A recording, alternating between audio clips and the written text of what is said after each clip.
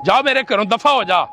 ये जुल्म नहीं बल्कि अल्लाह ते ओदे रसूल दी रजा वाला काम है।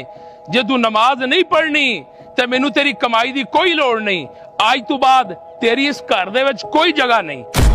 अब्बा अज तेन हो की गया? शरीयत एडी सख्त नहीं। मैं जेड़ा जुमे दे जुमे तेरे नाल जाना, क्या वो नमाज नहीं? मेरी अखां तो दूर हो जा। रोटी भी जुमे दे जुमे खाया कर। ओदा दिता होया रुज़क रोज खाना है ते नमाज 7 दिन बाद। वाह भाई वाह। अब्बा इन्नी सख्ती ना कर, मैं तेरा कल्ला पुत्तर हाँ, नाले कमाण वाला भी मैं ही हाँ। जा जा मैनू तड़ियां ना ला। मैनू तेरे वर्गी बेनमाज औलाद दी कोई लोड़ नहीं। तैनू मैं रोजाना कह कह के थक गया। अल्लाह पाक अपने पाक कलाम दे अंदर इरशाद फरमांदा है, बचाओ अपने आप नू अपने अहलो इयाल नू उस अग तू जिदा ईंधन आदमी ते पत्थर ने। अब्बा इन्नी जिद चंगी नहीं, हुण तू बुढ़ा हो गया, भुखा मर जाएगा। मेरे तो अलावा तेरा कोई सहारा नहीं। जे मैं चल गया ना ते तेरे को घर चलाना मुश्किल हो जाना है। जा चले जा, मैनू कोई डर नहीं। रिज़क देने वाली जात सोने अल्लाह दी है। वैसे भी बेनमाजी दी रोजी बेबरकती हुंदी है।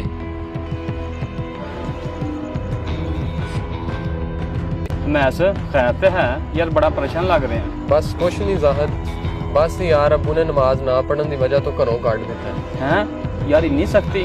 भला कोई जवान पुत्तर नूं अपने घरों कढ़दा? चल आ मैं तेरे नाल चलना। ये तबलीग दा केड़ा तरीका है? नहीं यार तू रहन दे। जदों मेरे अब्बे ने मेरी नहीं मन्नी तो उन्हें तेरी किवें मान लैनी? नहीं आ मेरे नाल, गल करन च केड़ा हर्ज है?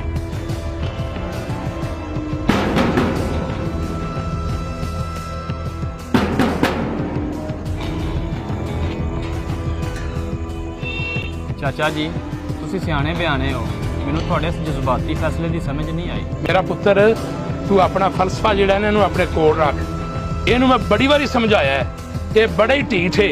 ਇਹਦੇ ਵਾਸਤੇ ਮੇਰੇ ਕੋਲ ਕੋਈ ਨਰਮੀ ਨਹੀਂ। ਚਾਚਾ ਜੀ ਥੋੜਾ ਜਿਹਾ ਹੱਥ ਹੌਲਾ ਕਰੋ, ਤੁਸੀਂ ਨੂੰ ਇੱਕ ਮੌਕਾ ਹੋਰ ਦਿਓ, ਮੈਂ ਵੀ ਸਮਝਾਣਾ ਨੂੰ। ਤੈਨੂੰ ਬੜੀ ਹਮਦਰਦੀ ਏ, ਜਾ ਇਹਨੂੰ ਨਾਲ ਹੀ ਲੈ ਜਾ। ਜਦੋਂ ਇਹ ਸਮਝ ਜਾਏ ਇਹਨੂੰ ਕहीं ਆ ਜਾਏ। ਚਾਚਾ ਜੀ ਮੈਂ ਤੇ ਤਰਲਾ ਹੀ ਲੈਣ ਆਇਆ ਸੀ, ਤੁਹਾਡੀ ਮਰਜ਼ੀ।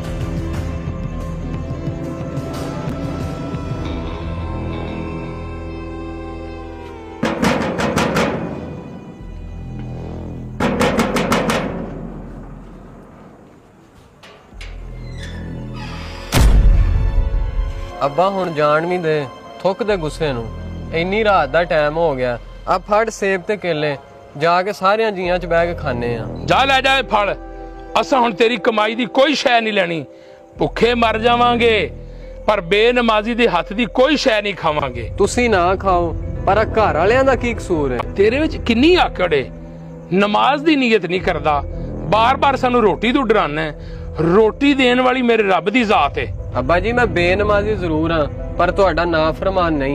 वाह भाई वाह, किड्डी सोहनी दलील दे रहे हैं। सोहने रब दी नाफरमानी कर रहे हैं, साडी फरमाबरदारी कर रहे हैं। सानू इंज दे फरमाबरदार दी कोई लोड़ नहीं। जा इत्थों चले जा।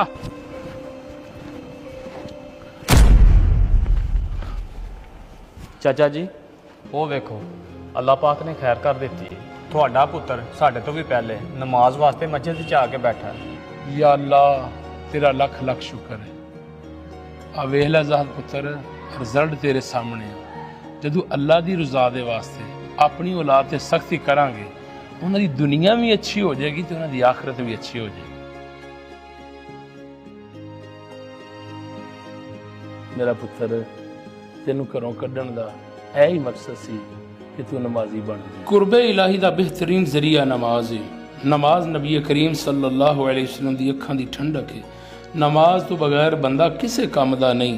साडे असलाफ दे ऐसे वाक़यात मिलदे ने कि वाकई बेनमाजी तो अलहदगी इख्तियार कर लेंदे सन, हत्ता कि उन्हां दे हत्थ दा खांदे पींदे भी नहीं सी। सानू ना अज अल्लाह दा खौफ है ते ना सरकार सल्लल्लाहु अलैहि वसल्लम दी ज़ात उस शर्म है। नमाज किसी हालत विच भी माफ़ नहीं। ये ऐसा कर्ज है कि जिहड़ा हर सूरत दे विच अदा करना पवेगा। छड़ दिओ सारे फलसफे, छड़ दिओ सारियां कहानियां, झुक जाओ सोहने रब दे सामने, खैर हो जाएगी। इस वीडियो नू अच्छी अच्छी नीयत दे नाल खूब शेयर करो और कमेंट्स के अंदर अपनी अच्छी राय का भी इजहार करो। अस्सलामु अलैकुम व रहमतुल्लाहि व बरकातुहू।